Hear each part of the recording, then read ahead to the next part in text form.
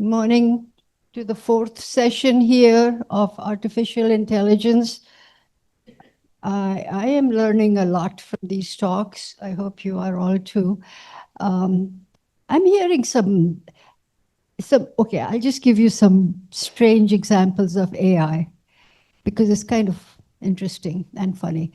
You've all heard about the lawyer who filed briefs based on AI, and AI made up legal cases and all kinds of things, and the lawyer was censored, or whatever the legal word is. And then it was said that AI does have hallucinations, and that's why it makes up stuff. Well, a couple of days ago, I read that there was this judge who's being called out for writing his briefs based on AI. A judge. But on the positive side, there was a woman who used Chat GPT and she won the lottery. Yeah. So, it can be useful, but what I'm learning is you can do lots of things with it, but you've got to always supervise it like a child. You've got to look at it. Anyway, uh, I want you to welcome our speaker today, Kate. I should have asked you. Migliaccio. It's Migliaccio. Italian, right? Migliaccio. Kate is the Dean of the College of Agricultural and Life Sciences at the University of Florida. In this role, she provides leadership for the college's academic programs across 16 departments and schools that comprise UF Institute of Food and Agriculture, the IFAS, UF IFAS.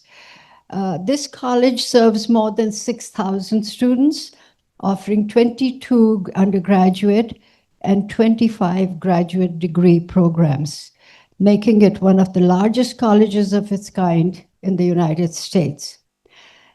Kate is deeply committed to fostering a dynamic and enriching educational experience, ensuring the college's curriculum remains relevant to industry needs while embracing technology to drive innovation both in and outside the classroom. Dr. Migliaccio's career at the University of Florida began in 2005 when she joined the UF IFAS Tropical Research and Education Center South in Homestead, Florida, as faculty. In 2015, she moved to Gainesville and was promoted to professor in the UF IFAS Department of Agricultural and Biological Engineering. And 3 years later, she was appointed chair of this department, a role she held until her appointment as dean. Throughout her career at UF, Kate has expanded access to research opportunities for undergraduate students, strengthened departmental recruitment efforts, and created pathways for students to engage with emerging technologies in their fields.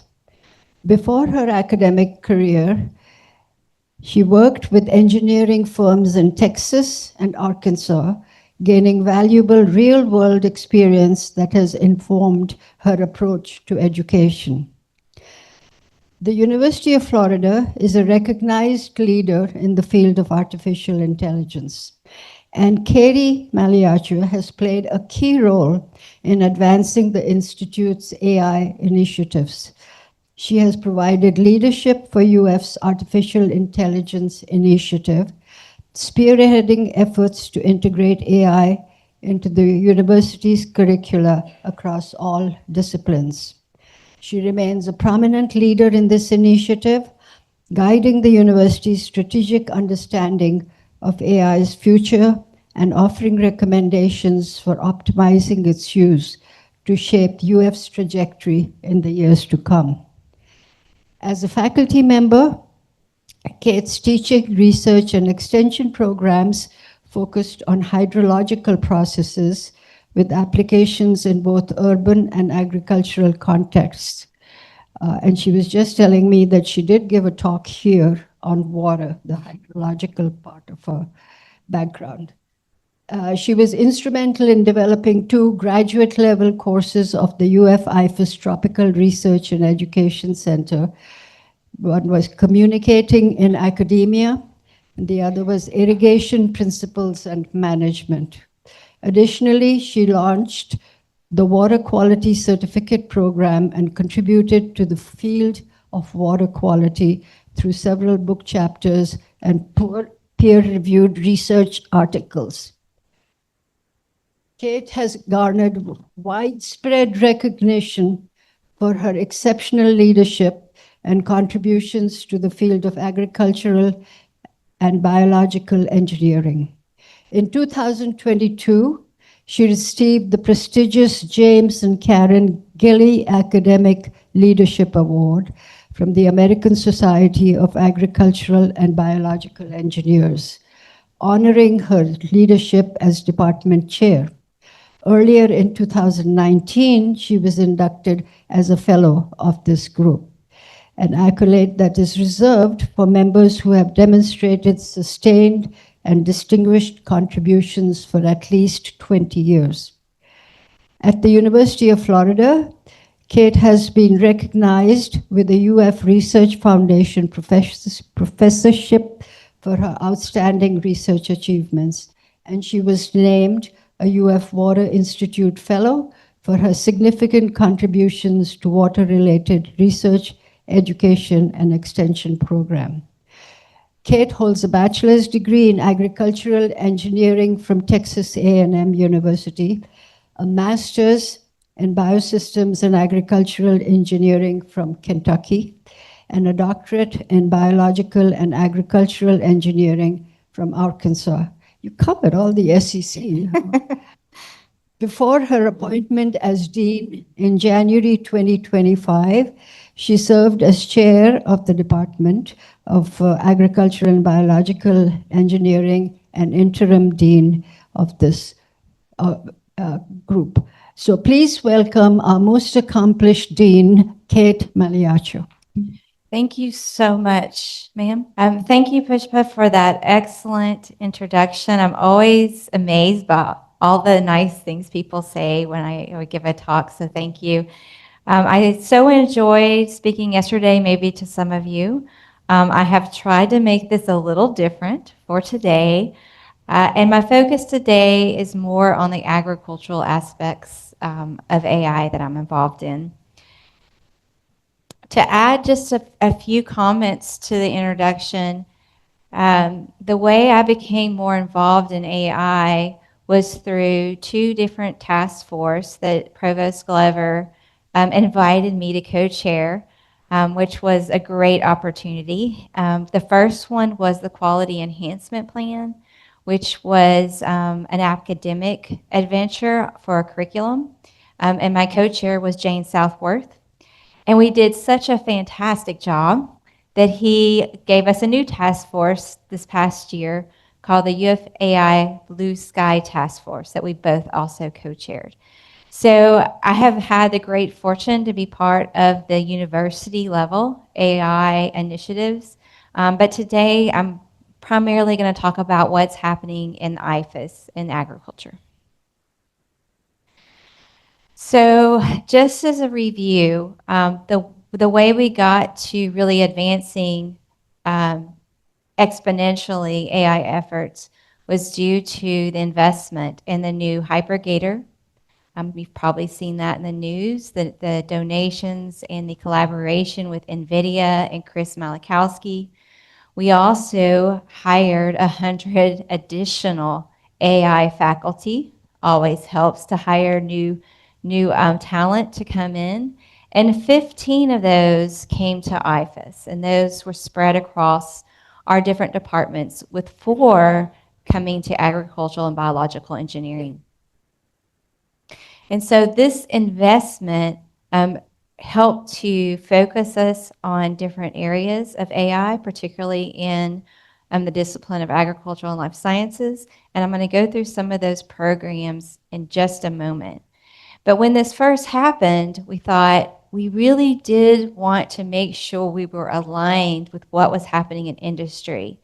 If you're aware of how fast AI is moving, um, we and academics could easily get on a path and miss something without having that connection with our industry partners. And so we developed an external advisory board. These are some of the leaders across the nation. Some are in Bayer, CNH, some are at institutions like Cornell and Carnegie Mellon, PepsiCo, Florida Crystals.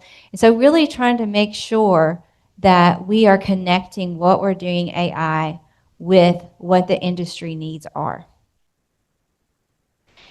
And so setting that stage a little bit, I'm going to go into some of the innovation. One thing I forgot to mention is we do have a new facility that will be opening at our research center called the Gulf Coast Research and Education Center that will be specifically for developing AI innovation in agriculture. So you may see that in the news.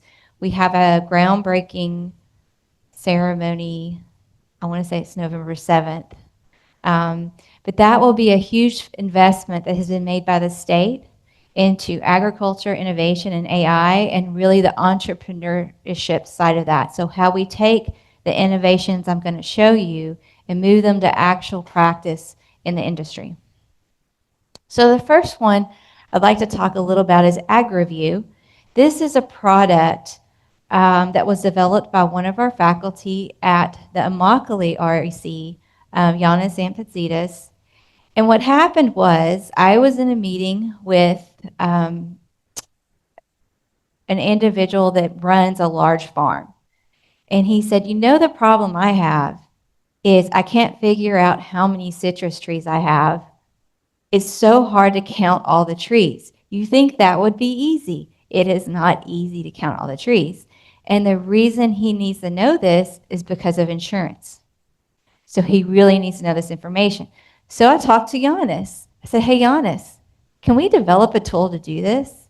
And he said, of course we can. And so that's the birthplace of AgriView.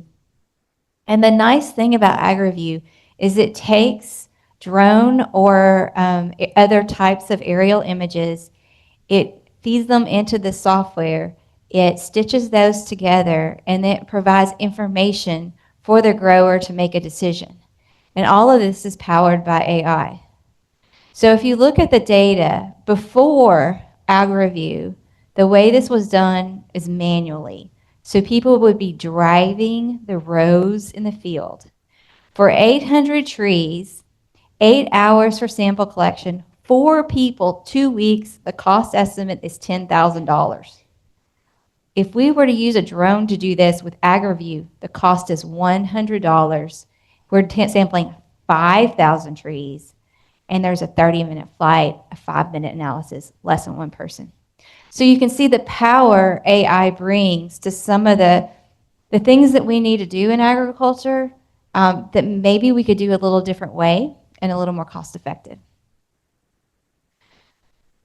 So the next thing that he worked on is could we use different types of aerial equipment to collect this data? And then could we use AI to improve the images? So you can see the image A and B and C. And what he did is he was able to use AI to sharpen the image to get better data. So not only are we able to use the aerial images, but we're able to make them better. And so the information we gain from them is better to make those decisions. So he's really working not only on AI in terms of stitching the data he collects, but also improving the data he collects in the system. And so the data I just showed you was from an airplane. Now, if you remember, we reduced the cost significantly of collecting data, moving from manual to UAV. Look how much the difference is when we move to airplane data. And so it's really amazing. The better the technology gets, the more skills we have, we can really do these large-scale data collection on a farm in a way more efficient way and a more accurate way. If you can imagine, if I was driving a truck through a field and counting trees, I'm pretty sure I'd probably get a few wrong, like, or forget. But when you have an aerial image and it's being assessed by AI, your accuracy is greater. So this product is actually on the market. So Giannis did license this product. It's owned by a company. It's now being sold. And that's the model we're using for a lot of the research happening in IFAS is how do we move it from what we're doing in our labs to what producers and growers have available to them as resources. Okay, so this is a really cool system. So this is another product that Dr. Giannis Sampazidis is working on. And what it does is it is autonomous, so it drives itself. It goes through a field and it identifies the weed and it sprays the weed with the right herbicide. So that you typically, when we spray weeds, we would spray the whole field with a herbicide with a sprayer. I don't know how familiar with agriculture, but that's how it's worked in the past, right? There's a lot of issues with that. One is that you waste a lot of chemical, and the chemicals are expensive, and you don't want to do that. Another issue with that is that you may not spray the right herbicide for the weed that's present, and it may not have an impact. The third issue is that they can become resistant to a herbicide from too much spray. So this actually helps to solve all those problems because it identifies using computer vision the actual weed, the correct herbicide, and only sprays that weed with that herbicide and not broadcast spray. So it is an amazing technology, and it will save an enormous amount of money on the herbicides we purchase. It's autonomous, so you don't need someone driving the vehicle because it's a robot. And also it will help us have greater efficacy of these chemicals and not have to switch them over so often. Oh.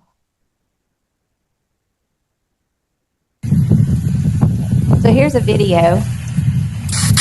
If you're not familiar, oops, did I pause it? Okay. We grow a lot of vegetables with plastic to help to prevent weeds, to also keep the water, the drip tube under there to keep the water close to the plant. But you can see area close to the plant.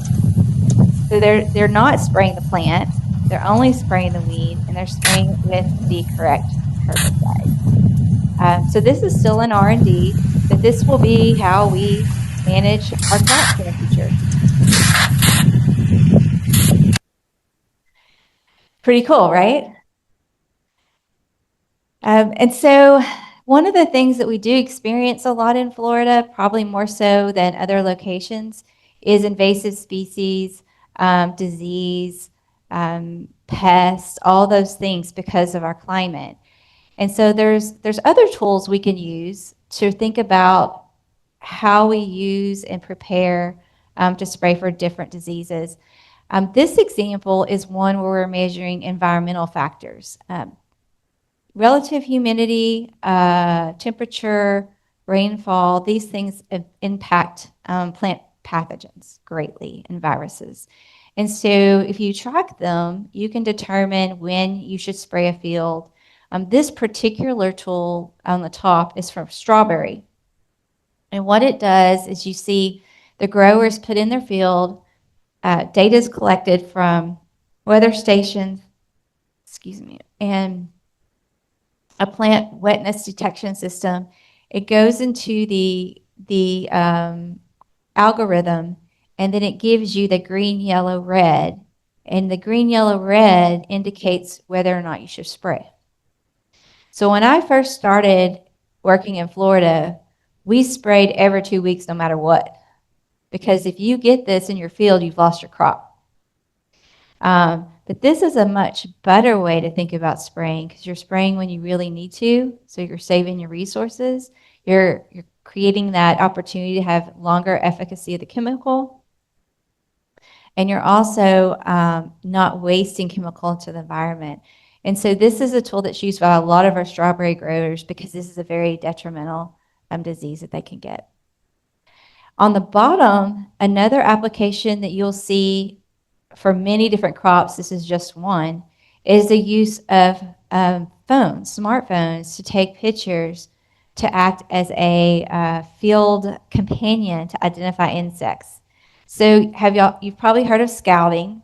People go out in the fields and they scout for insects because once you see an insect or a certain population of that insect, you want to spray. But you need someone that can ID these insects, and they're tiny. Um, and so this actually helps you really send multiple people out. You could send anyone out on your staff. They can take the picture. It processes it through the software. And AI will tell you a few things. It'll tell you, do you have adults? Do you have eggs? Do you have larvae? What's happening? Do you need a spray? And it gives you that opportunity to really make a better decision than waiting for the once a week or once a month. The entomologist can come out and actually look at your plants. So you can find these kind of tools for many different crops, many different insects to help growers. And this is pretty simple, but it has really changed your ability to identify insects and make good decisions. So not to leave out our animal production facilities, as you can imagine, animal production is complicated, right? Plants at least stay in their place. Animals move around, they knock each other, they, sleep in different places, they get irritated by different things in the environment. And so what we can do is use video and processing of that video to really think about how the environment the animal's experiencing is impacting their production, whether that be that they're going to be harvested, or whether it's an egg facility and we're laying eggs, chickens are laying eggs. And so they're using AI to really think about how to design facilities so that animals have less stress, that they aren't experiencing like lack of time to have water or food or shade or all the things that are important in Florida. So there is quite a bit of work in using video to process this. And here's one example: is Animal Motion Viv, and it really looks at, can we create those better environments, and can we identify an animal that's under stress and help them as soon as possible. A lot of production facilities have hundreds and hundreds of animals. There's no way for them to monitor each one themselves, but video gives you that opportunity. Okay, so there's just so many fun things. The next one is digital twins for agriculture. And what this means is creating a virtual world or a digital twin where you can try out different things and see what happens. So if you could imagine, I'm going to show you a digital twin for strawberry production, but you could create a digital twin of any kind of system, and you could look at what happens if there's a hurricane. If I design this differently, would that change the impact on production? You could look at, what if I planted a different configuration? Would that impact yield? So there's a lot of things you could do that would take a lot of resources to do in the real world that you can test out in the digital world and then make a decision on what to test in the real world. So I think both of those, yeah, okay. So this is a digital representation of strawberry production. This was actually created with some of NVIDIA's latest technology. And this was developed by Dr. Dana Chow out of the Gulf Coast REC. And I'm sure you're all aware, strawberry production is pretty important in Florida. And there's a lot of challenges with it. And so to do this, not only can they use this to think about the design of the production system, and the interesting part is in their digital twin, they put in this rover that's collecting data. So in the digital twin, the rover collects data that's in synthetic data they can then use to process other things. It's just fascinating. But it also can look at breeding. So the way breeding works using some of this technology, they can think about if we were to do different things in the breeding cycle, how might that impact our yield, our flowering, under different environmental conditions? Would different hybrids work better? And so it's a really powerful tool, the digital twin. Along with digital twins and that digital rover, we have real rovers. And so one of the big investments in AI and IFAS has to do with breeding. And so in breeding, you're really looking at those characteristics that come when the plant grows. So you're looking to see what is the structure, what is the architecture of the plant, when is it flowering, when would we harvest, is it spread out too long, is it in a close, are they all getting ripe at the same time? You know, all those different characteristics go into selecting the right variety. And what these Mars X robots do is they go through the field and they collect all the data so that then it can be processed in AI to detect the best new variety that you'll buy in the store. So what they're doing is they're predicting those. They are helping the breeders move the selection process faster and therefore providing better fruit and vegetables in the grocery stores for everyone else. So while this is very research oriented, the output is very consumer oriented.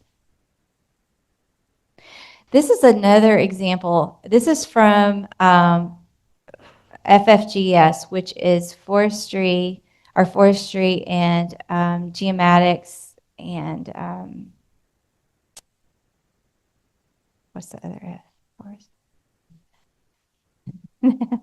They also do fish. That's it, fisheries, forestry, fisheries, and geomatic sciences. So this department, so forestry is another big part of agriculture, right? Sometimes we don't think about it that way, but it really is a big part of agriculture. Carlos and Sylvia gave this presentation last week, and it was fascinating. So he's building digital models to look at forestry production and to think about how do we deal with some of their biggest issues. Well, I'm not supposed to ask you questions, but there's two big issues foresters face. Well, probably more than two, but I'm going to talk about two. One is hurricanes, right? What do you think the other one is? Fire. So they developed digital models. So here's a digital model. And then they developed fire to see how fire would move, how it would damage the canopy. How can we think about this in a different way? And so I think the take-home message is AI can do a lot for us to help us make better decisions in the agriculture setting. And it is fascinating to see what they're able to do and to implement. I've talked a lot about agriculture, but as Pushpa indicated, my heart is in hydrology. So I wanted to give you one water example that I'm very excited about, and it's very different than most of what I've presented to this point. Really is machine learning, computer vision, these type of applications of AI. This one is a little bit different. So this application is with the Blackfeet Nation, and the student who's working on this is Rio with Dr. Rafa Munoz Carpena and Henry Baderas. And what they're looking at is the flooding that occurs in these areas. And I am sure if you've watched any news in the last year, you have seen flooding. Flooding is happening all over the world. And some of the places where flooding happens, we don't have the same type of data. In Florida, we are so lucky. We have our water management districts, we have our Corps of Engineers, we have cities, all these people collecting data, but everyone's not so lucky. And one example of this is some of our tribes. And so what he's doing is he's connecting what data is available, what hard data, quantitative data is available, with what qualitative data is available through history, through newspapers, through social media, the things that you can collect socially from this group of people and then combining that to fill in the holes. So he's using AI to take that social data of people who talked about, oh, in 1908 we had a flood and it happened during this month, but there's no actual data for that. He's taking that information and linking it to the quantitative data with AI to create a better history of that area and what happened. It's really fascinating because we haven't seen many studies where they really looked at pulling in that social aspect using LLMs to link that with hard data. So I can't wait to see what he comes up with. But the end result will be to help them predict floods so that they can better be prepared and protect people from loss of life. Okay, so the next little piece I was going to share with you has more to do on the teaching side, which is my new gig. And it has to do with how we are implementing AI across the curriculum at UF. And I thought this might be interesting for you to hear about. And so when we think about teaching in the AI age, it's very different. When I taught courses before the AI, this all happened, and how I would teach those courses now, completely different. You really have to think about what you're going to be doing. So these are the topic areas I wanted to talk about really quick. What's my time? Okay. Course content that is an AI literacy. Using AI as a tool in teaching, so not what you're teaching in the class, but using it as a tool. AI has fundamentally changed how we teach and assess, and programs to reward AI and teaching innovation. And all of these are integrated not only through our college, but also other colleges. So when AI across the curriculum was launched, this was part of an accreditation process, and it was meant to be something every college could be proud of. And in doing that, we developed AI literacies. And these are the 4 literacies that we focused on for the curriculum. So you can tell all 4 of these could relate to any college, right? Now, they definitely all relate to what we do in the College of Agriculture and Life Sciences. But I can readily see how this translates to the business school or to communication journalism school or to the College of Liberal Arts. So we wanted to have this common core. But we also wanted students to understand that there's different aspects and knowledge areas for AI and for them to be able to select those that they're most passionate about for their career choice. So there may be some people that really want to be able to use AI. A lot of our ag people are in that corner. They want to be able to use it. You saw the examples. They also want to know the ethics. Pretty much everybody needs to know the ethics.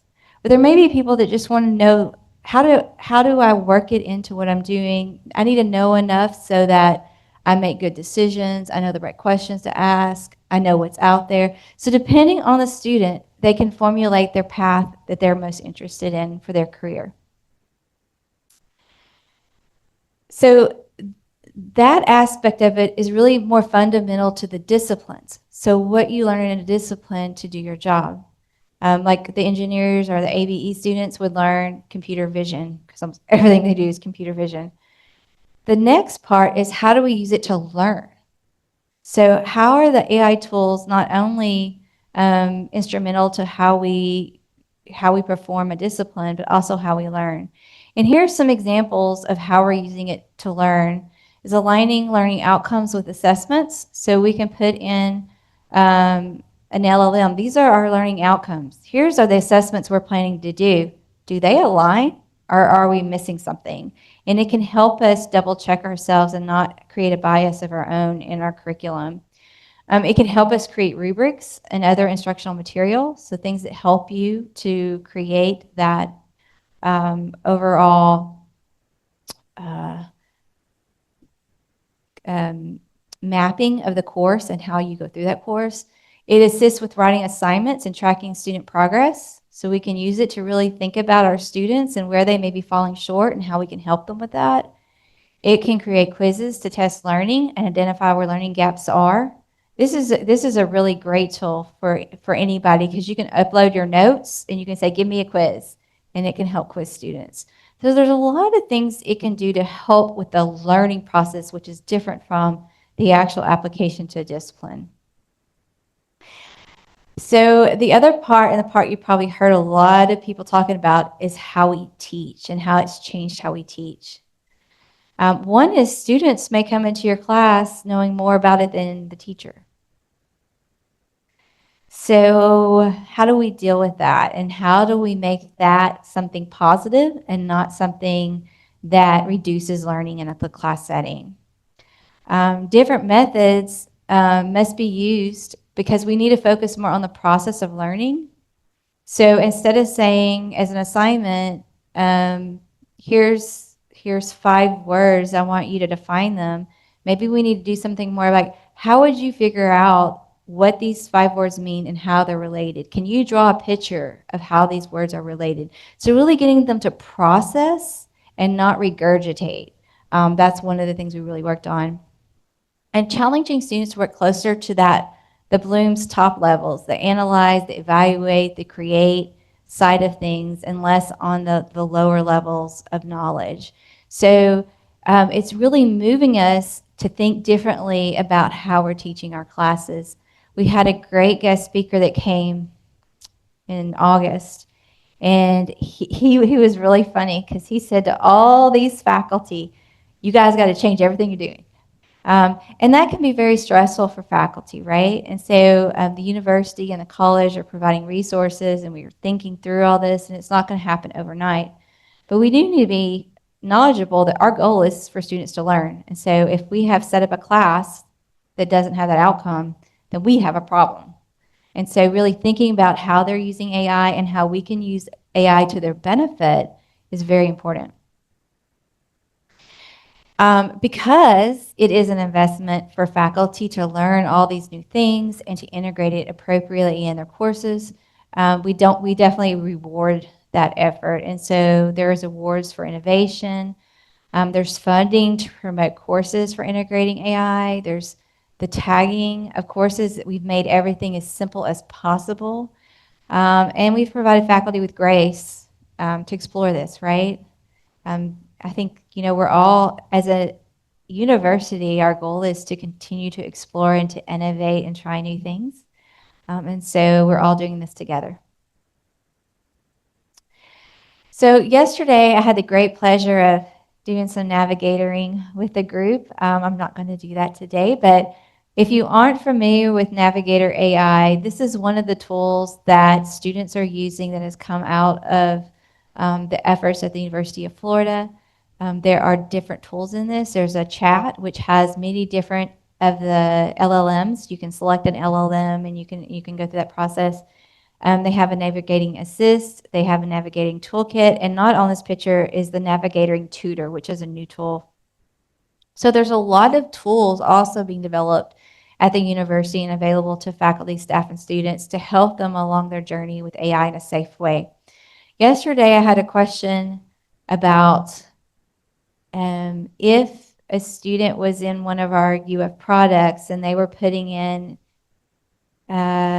prompts, it's what we call what we enter in an AI system, a prompt. They were putting in prompts that were concerning, like self-harm, harm of another person, these kind of prompts. What happens? So I emailed Elias, who's the CIO, and he said they're monitoring all of them. And so I was very happy to hear that. Thought I'd report in case that person happens to be listening today. But they are monitoring what people are putting into our UF AI tools so that we can create the safest community as possible and not allow our tools to provide any sort of feedback to those type of questions. Do I have time or do I need to end? Okay. So UF AI future. So this was something I talked a little bit about yesterday. I mentioned at the beginning that I was part of the Blue Sky Task Force. This was a wonderful opportunity to work across the university and outside the university to think about the next 5 years in AI and where are we going to go. It was a lot of fun to do this because we thought about things in the terms of we had limitless money, limitless people, All the possibilities were open to us. This task force was completed with me and Dr. Jane Southworth, and we held workshops across the university. Everyone was invited. We also met with high schools, and we had an online course. And so everybody had the opportunity to say what they thought the future of AI would be. And from that effort, we had 5 different themes that came out of everyone's recommendations. The first one was AI-driven education and personalized learning. The second one was AI for research and interdisciplinary collaboration. The third, AI for campus operations and sustainability. AI-driven student and faculty support, and AI governance, ethics, and responsible AI adoption. And so these were the themes that were given to Dr. Glover to think about where we would invest in the future for AI. And so with our recommendations, we had goals. We had key features for each of these. The first one really has to do with assistance. I'll talk a little bit about assistance because we are working on those internally. So assistants are something that assist you with doing something. So you would prompt them and they would then provide you with an assisted service. For example, when I could prompt as a student, when's the last day I can drop a class? And it would tell me which the last day I could drop a class. I could say, who do I need to talk to in this department about transferring out of my department? And it would tell you who you should contact. So it's assisting you with finding information. If you've ever tried to find information on UF website, it is ginormous. So this would be super helpful for students so they're not spending a lot of time trying to do that. We do anticipate an assistant will be launched for students in hopefully before preview next year. And the target would be for each student would have this assistant, and this assistant would help them with the type of questions they might have as a new student coming into the university. And over time, those assistants would develop and follow them through their time at UF and leave with them with the information they've obtained in their courses, in their extracurriculars, all those things, so that I know I kept all my notes from college for a while. Probably some of you did too. That will no longer be necessary because all their notes will be in their assistant. So, thinking about how we manage that information and how we can help a student take that with them. UF as a living AI laboratory, this is looking at data-driven insights with a goal being to transform UF into AI-powered living lab using real-time data for research, teaching, sustainability. This goes back to that digital twin idea that I showed you about the strawberries. Could we do that on campus? Could we do that with different systems on campus to really think about how to function more efficiently, both in terms of people's time, but also in terms of financial resources, maybe water resources, energy resources, all those things. If you've been to a UF football game lately, boy, it'd be nice to have a better way to get people in and out of the campus. So there's a lot of things we could do with a digital twin. Human AI collaborative agents.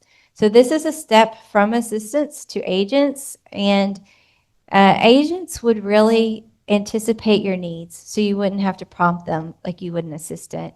So, for example, today I was supposed to go to Ocala, and then my trip got modified, and it all happened like when I was walking in here, and I was getting text messages, and I had to text a bunch of people about how my trip got changed and where I was going to be when.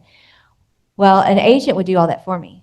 It would read my text messages. It would make all those things for me, because now I have to go by my office and I have to pick up these other things, and I have to, but it would anticipate those things for you and take care of planning some of that at your discretion. So agents would be a little more developed than an assistant.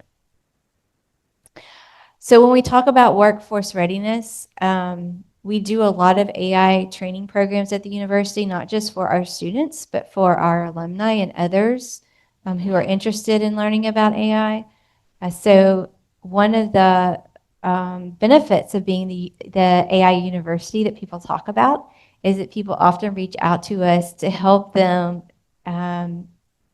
develop professionally in this field. And so we often are not only servicing our students, but also servicing those in professions in the federal government and other agencies that are interested in the latest and greatest we're doing at AI at UF.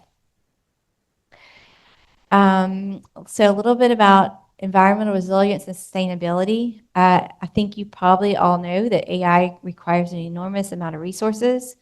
And so we need to think about ways to not only use it so that what we do is more sustainable, but also how do we make using it more sustainable?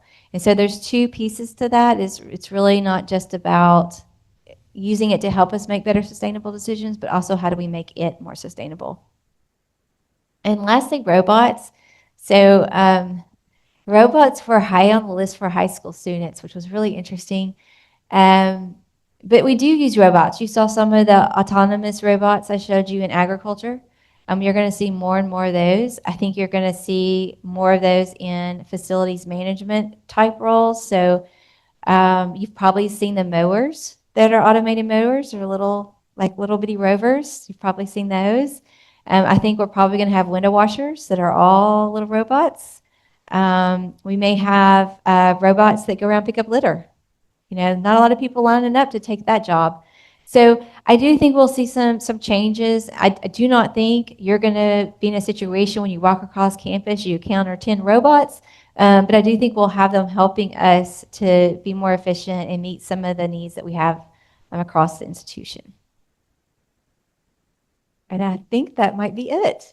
So thank you.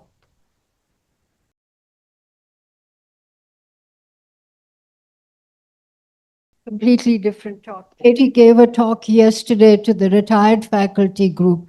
That's what she was referring to. And because I'm present at both, she changed her talk. So it's a completely different talk today. Amazing. Yes, we're open for discussions. I've got two question areas. I'd like to go back to the navigator slide that you, if we go back to that. And my question related to it, there were two of those, the one on the left and the one on the right, that referred to students using the tools. Everybody at Oak-Hammock has a Gator card. Mm-hmm. So can we use the tools? If anyone has a computer, try to log in. I don't know. I actually don't know. I know faculty, students, and staff can. I would assume you're still classified as a faculty. If Faculty or student? I'm not a. were you I'm not emeritus? No. Everybody at Oak-Hammock gets a Gator card. Okay. Okay. So I don't know if you're not emeritus, if you would be able to or not, but I can find out. I would think so because you're considered still faculty, right?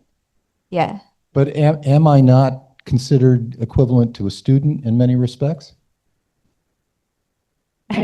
Gator 1 card. I don't know. I don't know. Not now. It may be something we can negotiate. Okay. Okay. ID number as a faculty. Okay. Yeah, you'll have to see because I'm not sure. I don't know. Okay. So secondary questions related to agriculture and water and resiliency and using the information to anticipate what is going to happen in changes that impact the availability, the use of water, things like salt water infiltrating, and lots of different questions. To what extent are you focused on trying to make sure going to the future that the procedures are resilient to those changes? Right. That's a great question. I miss my water research days, but there are quite a few people working in that because we can predict the amount of fresh water we're going to have based on projections for climate change and how much rainfall is anticipated from those projections. And from that, we can predict how much water would be available for different locations in the state to use for fresh water, right?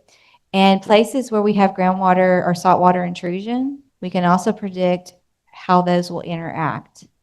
Some of the some of the utilities that are really concerned about us having enough fresh water in certain places of the state are very invested in this. So like Tampa Bay Water is very invested at looking at those projections and trying to figure out how do we manage the water to ensure we have the fresh water supply we need for agriculture, for urban users, for our estuaries and our natural systems. So there's a lot of modeling that goes on in the background, and the predictions for future climate scenarios are used in that.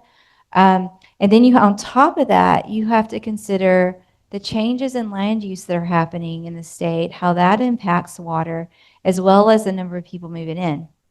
And so there's places in the state that are definitely closer to that edge where they're really having to look closely at how they're managing water than others. And I think that we have the technology to do that. The implementation gets a little bit tricky because let's say, here's a good example. How many people know that we have irrigation restrictions here? Okay.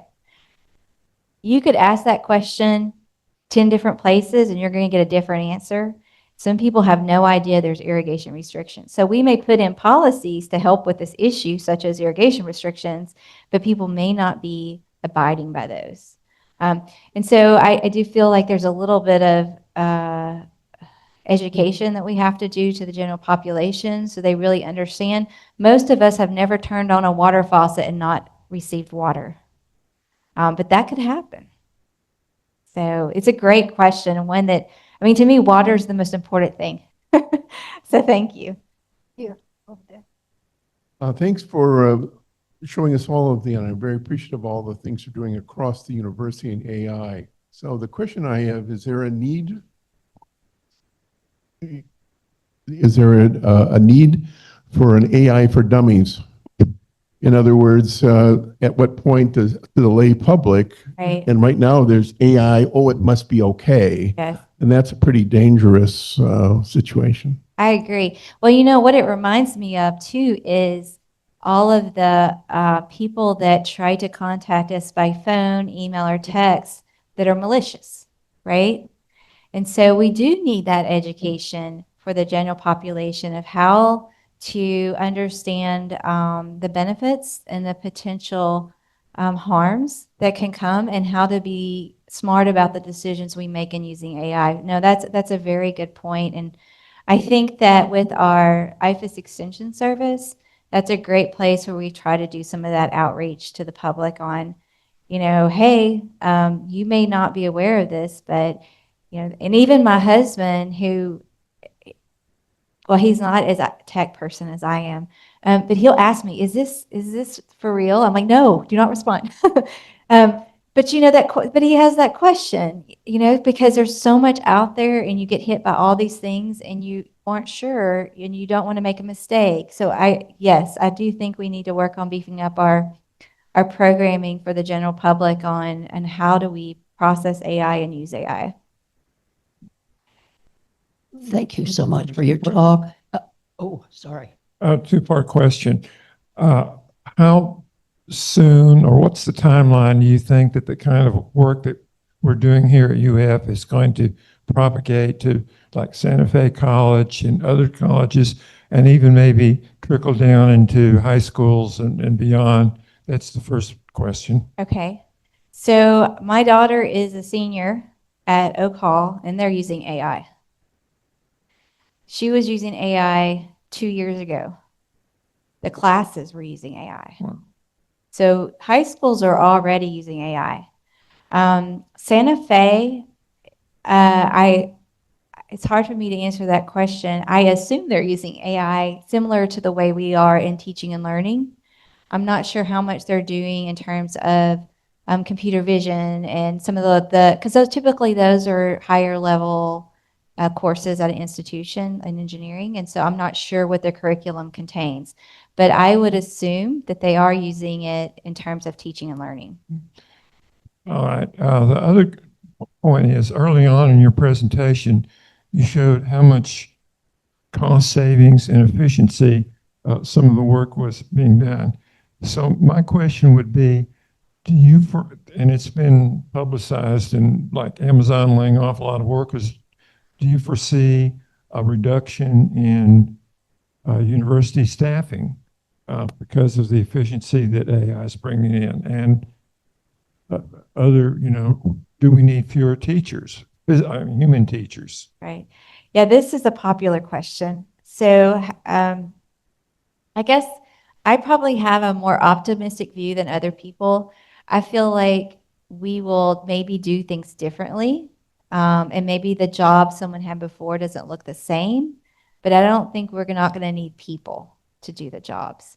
So the example of the Grove was, we would hire someone, right, to drive a truck through the Grove and count the trees. And that would move to someone, instead of that person or that 8 people, I think it was, we would have one person that has technology skills that would be flying a drone. And so in that case, there's a loss of 7 people that were employed, right?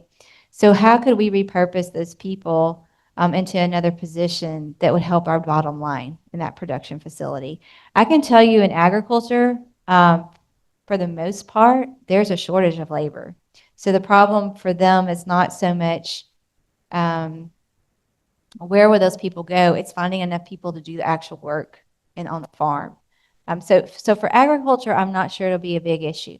But if we talk about what's happening at the university and we talk about different functions of what we do, I would say that when I think about how I've integrated AI so far and how other people are, it hasn't taken away any of the jobs of the people. It has changed them, and they now have to learn different things, but it really has not removed the need of that person, because that person has some knowledge of something that they do, whether it's finance, whether it's HR, all these different things.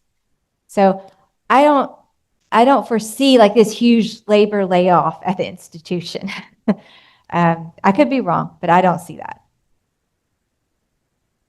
I understand that the orange growers in Florida are having a major problem with some type of virus or some infection.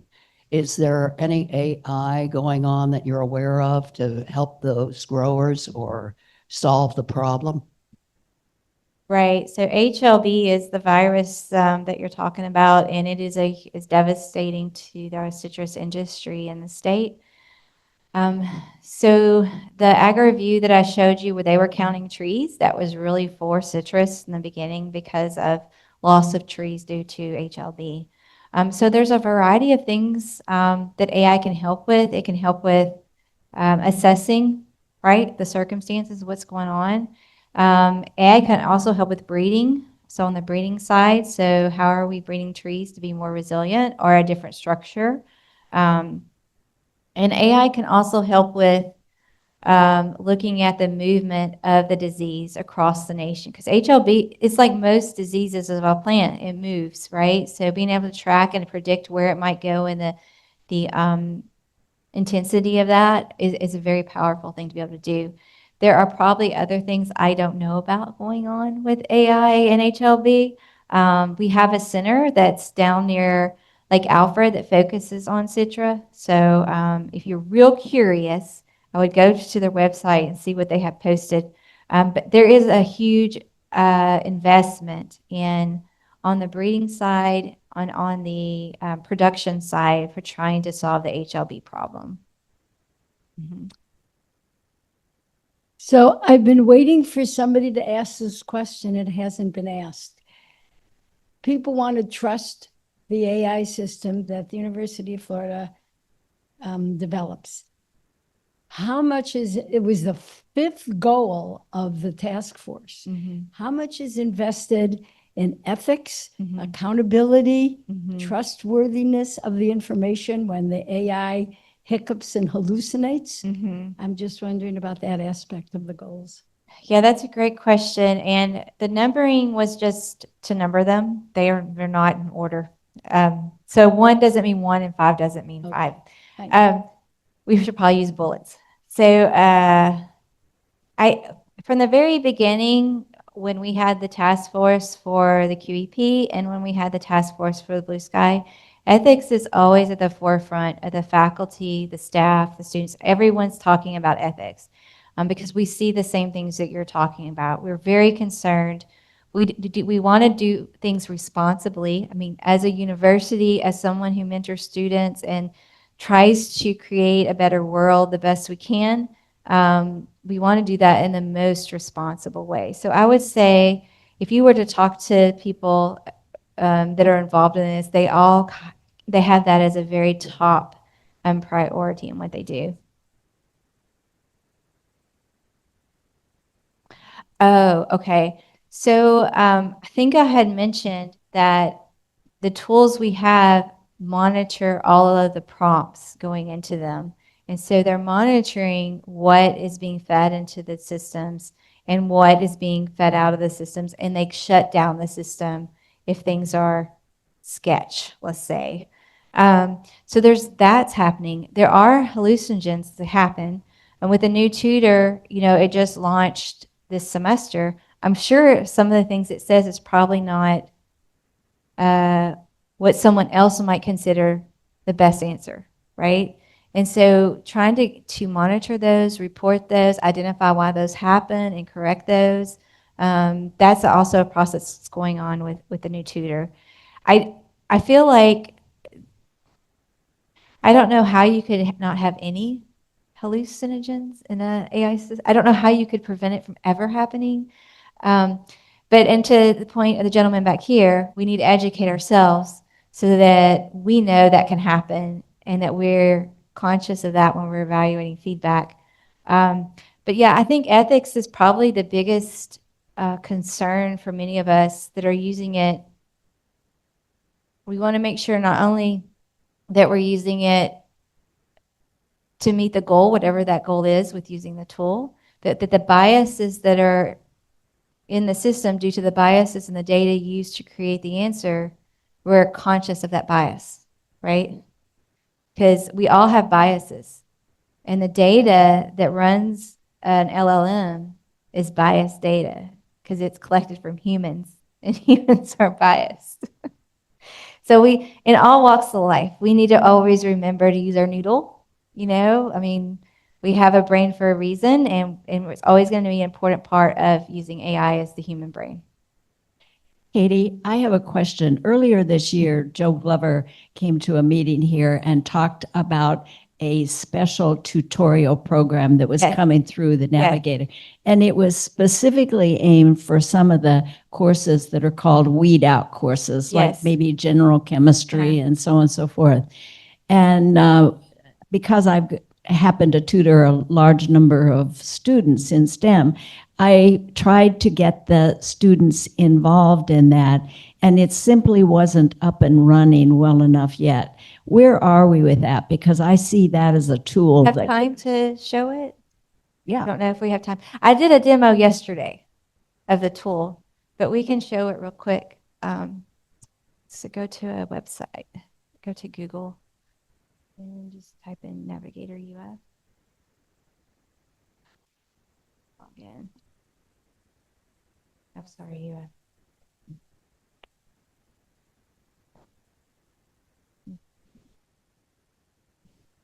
Oh wait, you're gonna want to go to the.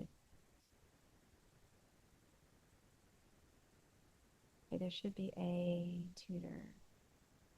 Okay, go up. So maybe, yeah, maybe it's under sales.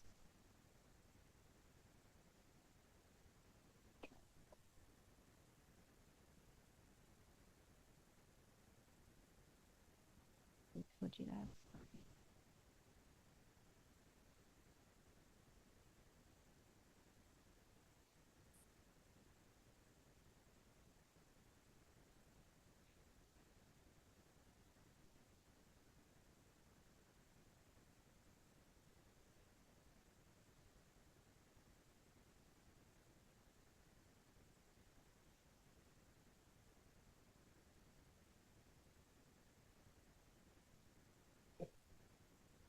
Okay, eventually we'll get in.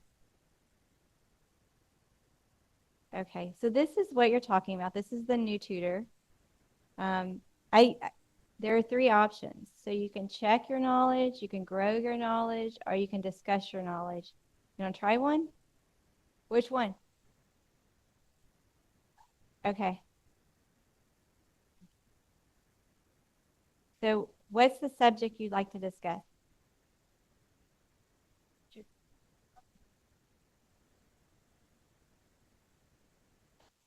Okay. Element in universe. Okay. And you want to do English? Yeah? Okay.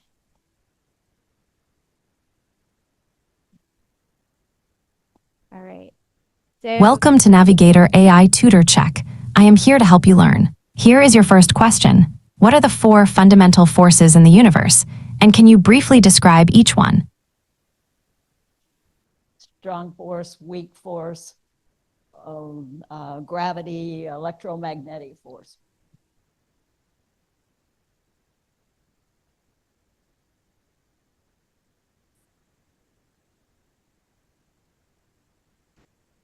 Good job.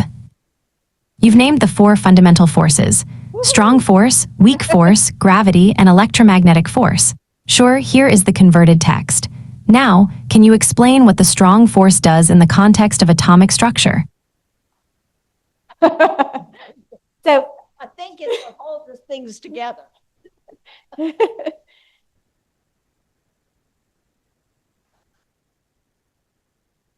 That's right. The strong force holds the protons and neutrons together in the nucleus of an atom. Next question, what role does the weak force play in the universe? So this gives you an idea of how it works. So it is up and running, and welcome.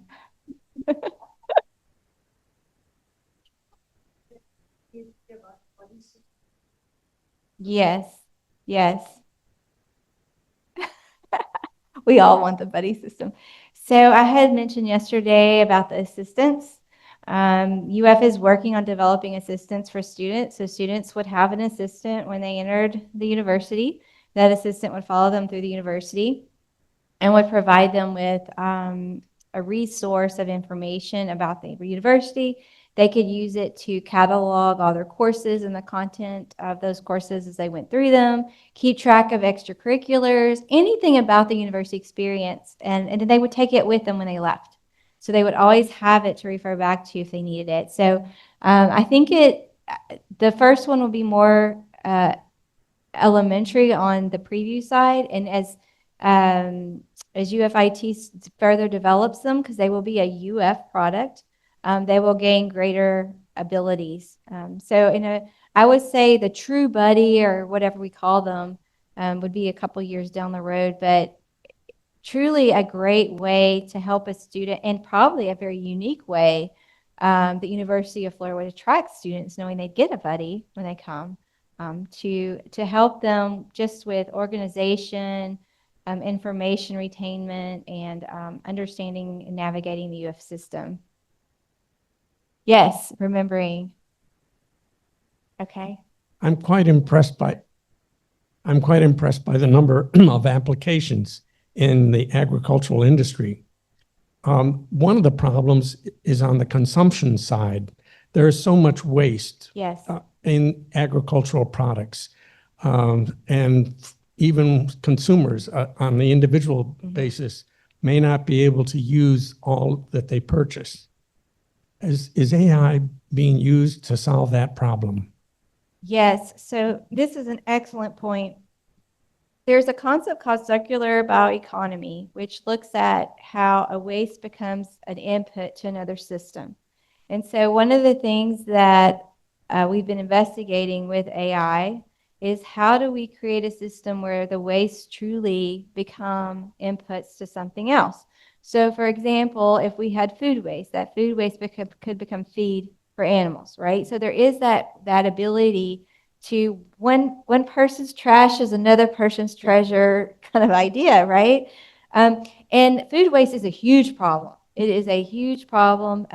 One, because think about the resources that go into producing that food that is wasted. We have crops that aren't picked because it costs more to pick the crop than to sell the crop. So there's lots of different situations that end up with food waste. So yeah, I do feel like we could do a much better job in managing our using the data, right? So really thinking about the data. Where do we need to produce the food? How do we get it to the right place at the right time? The least amount of travel of food is the best, because the more you have to move food, one, it's expensive, but two, it starts that time clock ticking of how long that food will be good for humans, or I don't know if that's the right thing to say. We would want to eat it, right? But yeah, food waste is a huge issue. Thank you for bringing that up.